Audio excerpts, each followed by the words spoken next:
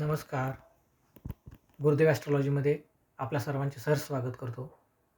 आजचा विषय आहे धनत्रिकोण. प्रत्येक व्यक्तीला लग्नकुंडलीमध्ये दुसरं, 6वं आणि 10वं हा अर्थत्रिकोण आहे, धनत्रिकोण आहे. तर प्रत्येक जातकाला धन जीवन जगण्यासाठी पाहिजे. मग हा धनत्रिकोण ॲक्टिवेट कसा करायचा? हे सर्व गूढ रहस्य आहेत, जे तुम्हाला मी ज्योतिषशास्त्रातील गूढ रहस्य या सदराखाली आज ही धनत्रिकोणाची माहिती देतोय. आपल्याकडे पैसा कमी येत असेल, तो वाढवायचा आहे, त्यात अडथळे येत आहेत, काय करायचं? प्रत्येक जातकाने आपल्या लग्नकुंडलीमधील दुसरं, 6वं आणि 10वं स्थान पाहावं. उदाहरणादाखल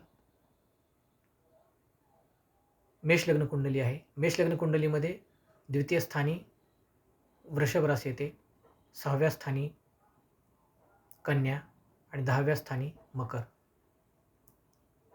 कुटुंबस्थानी वृषभ रास आल्यामुळे शुक्र हा तिथला कारक आहे. अशा जातकांनी घरातील स्त्रियांना मानसन्मान द्यावा, पत्नीशी गोड बोलावं, आईची काळजी, आईला आदर द्यावा, स्त्रियांची होईल तेवढी सेवा करावी, त्यांना मानसन्मान द्यावा आणि गोड बोलावं, वाणी गोड ठेवावी.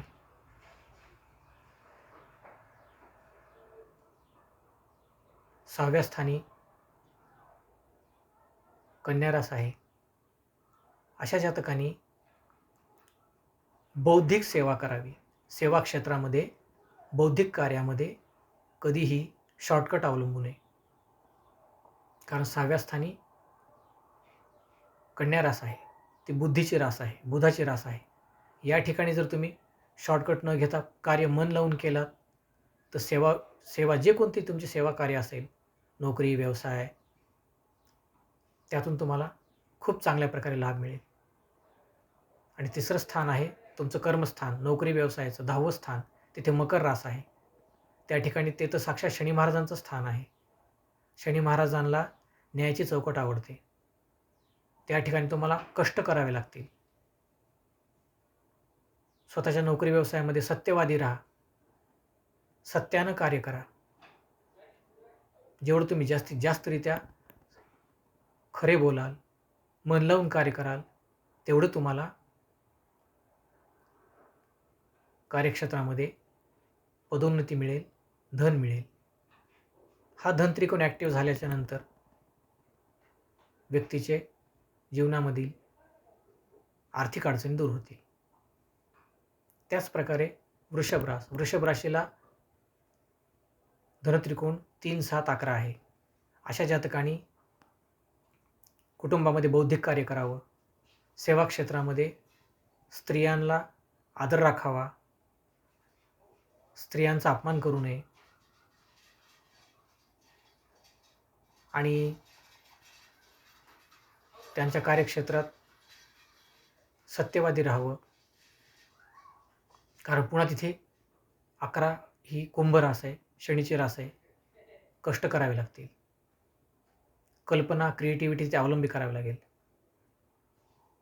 तिसरं लग्न आहे मिथुन लग्न. मिथुन लग्नाला धनत्रिकोण हा 4, 8, 12 येतो. 4 ही जलरास, कर्क रास आहे. कुटुंबामध्ये भावनिकदृष्ट्या सर्वांशी मिळून राहावं लागेल. सेवा क्षेत्रामध्ये वृश्चिक रास आहे, त्या ठिकाणी चिवटपणे कार्य करावं लागेल. आणि कार्यक्षेत्रामध्ये मीन रास येते, या ठिकाणी सर्वांशी सौहार्दपूर्ण वागावं लागेल. गुरुची रास आहे, तिथे ज्ञानाचा कारक आहे गुरु. कार्यक्षेत्रामध्ये जेवढं जास्तीत जास्त ज्ञान तुम्ही द्याल तेवढं तुम्हाला त्यात यश मिळेल. सिंह लग्न 6, 10 आणि 2 हा धनत्रिकोण आहे. परत त्याच बुध, शनी आणि शुक्र हा धनत्रिकोण आहे. त्याप्रमाणे बुधाचं कार्य करा, शनीचं कार्य करा आणि शुक्राचं कार्य करा. त्या सिंह लग्नात जातकांनी कार्यक्षेत्रामध्ये नवीन नवीन कल्पना, आपली कला हिची वाढ करावी, जोपासना करावी.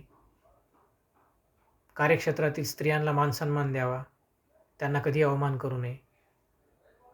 सेवा क्षेत्रामध्ये कष्ट भरपूर करावे लागतील. अशा प्रकारे बाकीच्या सर्व लग्नांना पहा, आपल्या लग्नकुंडली काढा आणि स्वतःचा धनत्रिकोण ॲक्टिव्ह करा. धन्यवाद.